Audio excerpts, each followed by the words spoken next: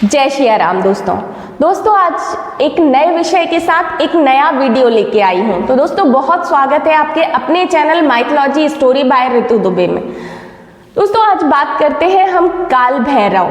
कौन है काल भैरव, कहाँ से इनका प्रादुर्भाव हुआ है, किस कारण से अवतार लेना पड़ा इन्हें, यह पूरी जानकारी आपको इस वीडियो के माध्यम में मिलेगी। और वीडियो के अंत में एक खास उपाय बताने वाली हूँ जिससे आपके गुप्त शत्रुओं पर विजय प्राप्त होगी, क्रूर ग्रह शांत होंगे और अगर आपका कोर्ट कचहरी में केस चल रहा है तो उसका भी शीघ्र ही निपटारण होने वाला है। तो दोस्तों इस वीडियो को पूरा देखिए और ध्यान से देखिए। तो आज बात करते हैं हम काल भैरव। कौन है काल भैरव? काल भैरव जो समस्त प्रकार के भयों से छुटकारा देने वाले होते हैं उन्हें हम काल भैरव कहते हैं। कौन है काल भैरव, क्या विशेष होता है इनकी पूजा में? तो हम बात करते हैं भगवान शंकर को लेके। भगवान शंकर ने भक्तों की रक्षा के लिए धरती पर 19 बार अवतार लिया है। यह ऐसा कहा जा सकता है कि अवतार नहीं, अंशावतार, रुद्र अवतार उन्होंने लिया हुआ है जिससे कि भक्तों की रक्षा हो सकी है। तो उन्हीं अवतारों में से एक अवतार है काल भैरव जो कि 5वां अंशावतार है। यह महादेव की क्रोधाग्नि से उत्पन्न हुआ एक अवतार है। क्यों क्रोध हुआ भोलेनाथ को जो उन्होंने इस तरह का अवतार लिया? तो दोस्तों यह पूरी जो विस्तार से जानकारी दी गई है वो शिव पुराण के सतरुद्र संहिता में विस्तार से बताया गया है। उस संहिता में बताया गया है कि जब एक बार भगवान ब्रह्मा जी बैकुंठ लोक को गए जहां पे भगवान विष्णु शेष नाग की सैया पर शयन कर रहे थे। जब विष्णु भगवान ने ब्रह्मा जी को देखा तो उन्होंने परमपिता से एक प्रश्न किया कि हे परमपिता, इस सृष्टि का सर्वश्रेष्ठ रचनाकार कौन है? तब परमपिता ब्रह्मा जी ने विष्णु भगवान को देखा और हंसते हुए स्वर में बोला कि हे नारायण, यह भी कोई पूछने की बात है? पृथ्वी पर यह सृष्टि का सर्वश्रेष्ठ रचनाकार तो मैं ही हूं। तब भगवान विष्णु ने अहंकार के भाव परमपिता ब्रह्मा जी के चेहरे पर देखा और उनकी तरफ मुस्कुरा के बोले कि हे ब्रह्मा जी, इस सृष्टि के सर्वश्रेष्ठ रचनाकार तो मैं ही हूं और मैंने ही यह सृष्टि की रचना की है। मुझसे अतिरिक्त कोई सर्वश्रेष्ठ हो कैसे सकता है? तब ब्रह्मा जी क्रोधाग्नि में जलने लगे और भगवान विष्णु और ब्रह्मा जी में छिड़ गई। यह बहस धीरे धीरे विवाद का रूप लेती गई। तब भगवान विष्णु और ब्रह्मा जी ने आपस में बात की कि इस प्रश्न का उत्तर हम वेदों से प्राप्त करते हैं। तब वह सर्वप्रथम ऋग्वेद के पास गए। ऋग्वेद के सामने ब्रह्मा जी ने कहा कि हे वेद, तो आप बताएं कि हम दोनों में से सर्वश्रेष्ठ सृष्टि का रचनाकार कौन है? वेद ने उत्तर दिया कि हे प्रभु, इस तीनों लोकों में इस सृष्टि के सर्वश्रेष्ठ रचनाकार तो भगवान शिव जी ही हैं। भगवान शंकर के अतिरिक्त इस सृष्टि के सर्वश्रेष्ठ रचनाकार के रूप में किसी की तुलना हो ही नहीं सकती। तब दोनों प्रभु यजुर्वेद के पास गए। यजुर्वेद से भी समान ही प्रश्न किया और उत्तर भी उन्हें समान ही प्राप्त हुआ। तब वह वेद के पास गए। सामवेद के पश्चात वह अथर्ववेद के पास गए। जब चारों वेदों से असंतुष्ट हो गए तो वह एक स्थान पर खड़े होकर जोर जोर से विवाद करने लगे और विवाद करते करते अट्टहासपूर्वक ठहाका लगा के हंसने लगे। तब यह स्थिति से सृष्टि में कोलाहल मच गया और उस समय भगवान शिव जी एक दिव्य प्रकाश के रूप में उन दोनों के समक्ष प्रकट हुए। जब उन दोनों को इस तरह से हंसते हुए भगवान शिव जी ने देखा तो उन्हें क्रोध हुआ और क्रोध के अंश से काल भैरव का अवतार हुआ। तब भगवान शिव ने भैरव की तरफ देखकर कहा, हे तुम पृथ्वी पर मृत्यु के देवता के रूप में माने जाओगे और मेरी आज्ञा है कि पंचमुखी ब्रह्मा का एक सिर अहंकार की क्रोधाग्नि में जल रहा है और तत्काल ही तुम उस शीश को धड़ से अलग कर दो। तब काल भैरव ने भगवान शिव की आज्ञा प्राप्त करके अपनी एक उंगली से ब्रह्मा के उस शीश को धड़ से अलग कर दिया। उस समय से ब्रह्मा जी चतुर्मुख ब्रह्मा जी के नाम से जाने जाने लगे। उसके पश्चात ब्रह्मा जी और भगवान विष्णु का अहंकार खत्म हो गया और दोनों भगवान शिव के सामने नतमस्तक हो गए।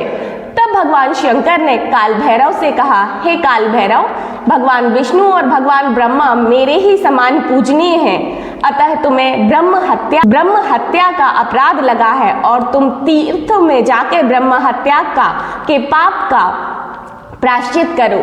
तब काल भैरव ने भगवान शिव की आज्ञा पाकर जी के कटे हुए शीश को हाथ में लेकर तीर्थों विचरण करने लगे।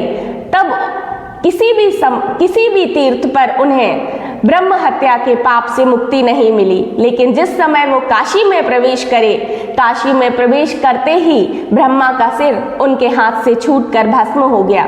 उस स्थान पर काल भैरव ब्रह्म हत्या के पाप से मुक्त हो गए। और ऐसा कहा जाता है कि काशी में जिस स्थान पर ब्रह्मा जी का शीश गिरा था, उस स्थान को कपाल मोचन तीर्थ के नाम से जाना जाने लगा।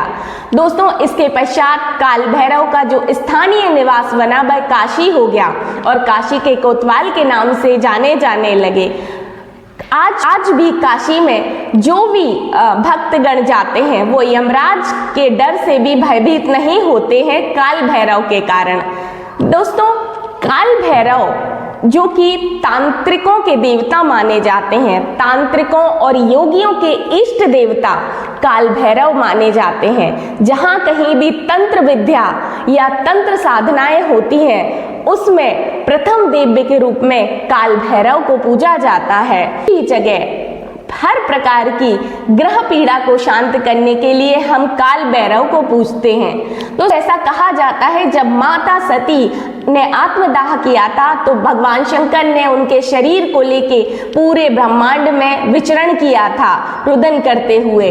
तब भगवान विष्णु ने अपने सुदर्शन से मां सती के शरीर को छतवृत्त करके 51 टुकड़ों में काट दिया था और जहां जहां वह 51 अंग गिरे थे वहां पे शक्तिपीठ का निर्माण हुआ और भगवान शंकर की आज्ञा से 51 शक्तिपीठों की रक्षा 51 भैरव करते हैं। तो जहां जहां शक्तिपीठ है वहां वहां भैरव होते ही होते हैं। दोस्तों, 51 भैरव हैं। वैसे तो कहा जाता है कि 8 भैरव होते हैं, पर अगर आपको किसी भैरव की साधना करनी है तो बटुक भैरव अति उत्तम माने जाते हैं। वो 8 वर्ष के बालक के रूप में, बटुक के रूप में भैरव का रूप धारण करते हैं। वो अति सौम्य हैं। उनकी साधना करने से जितने भी क्रूर ग्रह हैं वह ग्रह शांत हो जाते हैं। भैरव की जो पुराणों में कथा विख्यात है वह इस वीडियो के माध्यम से मैंने आप सबको बता दी है। 23 नवंबर दिन शनिवार को भैरव अष्टमी है। तो दोस्तों, अगर आप भी ग्रह पीड़ा से परेशान हैं, किसी अनवांटेड केस में फंसे हुए हैं, कोर्ट कचहरी के चक्कर लग रहे हैं, आपके ऊपर केतु का दुष्प्रभाव पड़ रहा है, क्रूर ग्रह राहु, केतु, शनि या मंगल का प्रभाव आपके ऊपर बहुत बुरा पड़ रहा है, आपके ऊपर गुप्त शत्रुओं का भय है, तो दोस्तों एक छोटा सा उपाय मैं आपको बताती हूँ। भैरव अष्टमी के दिन अगर आप यह उपाय करते हैं तो आपको इन सब परेशानियों से छुटकारा मिल जाएगा। तो दोस्तों, उपाय बताने से पहले मैं आपको 2 बातें बताती हूँ कि सबसे पहले भैरव का वाहन काला कुत्ता माना जाता है, काले कलर का स्वान माना जाता है। तो अगर आप कुत्ते को रोटी डालते हैं, उसको धुतकारते नहीं हैं या किसी प्रकार का उसका अपमान नहीं करते हैं तो भैरव की प्रसन्नता वैसे ही प्राप्त हो जाती है। दोस्तों, एक और बात है, अगर आप भगवान भैरव की प्रसन्नता चाहते हैं तो अधिक से अधिक भगवान शंकर की उपासना करिए, क्योंकि भैरव और शंकर में भिन्नता करने वाले मनुष्य को पाप लगता है। भैरव और शिव जी को एक ही माना जाता है। तो अगर भगवान शिव की आप साधना करते हैं, प्रार्थना करते हैं उनको, तो भैरव की प्रसन्नता प्राप्ति होती है। अगर भगवान शंकर को सूर्य उदय से पहले जल में मिश्री मिलाकर आप शिवलिंग पे जल अर्पण करते हैं तो किसी प्रकार के कोर्ट कचहरी, आपके पास झूठा मुकदमा चल रहा हो तो वो दूर हो जाता है।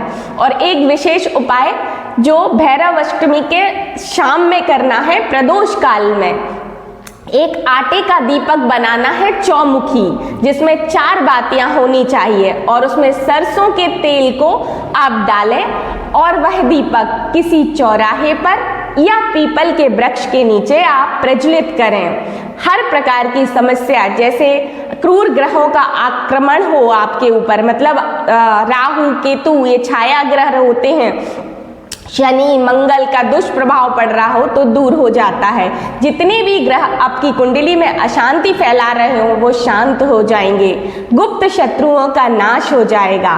तो दोस्तों इस भैरव अष्टमी अर्थात 23 नवंबर को यह उपाय जरूर कीजिए। सुबह से ब्रह्म मुहूर्त में उठकर भगवान शंकर की पूजा अर्चना कीजिए और हो सके तो रात्रि जागरण कीजिए। भैरव जी के मंदिर जाइए और उनसे प्रार्थना कीजिए। बहुत ही जल्दी प्रसन्न होने वाले देवता हैं। तो दोस्तों 23 नवंबर दिन शनिवार भैरव अष्टमी के दिन आप भी यह उपाय कर सकते हैं और भैरव अष्टमी की आपको बहुत बहुत शुभकामनाएं। दोस्तों वीडियो अच्छा लगा हो तो लाइक करें, चैनल को सब्सक्राइब करें और कमेंट जरूर करें। जय सिया राम।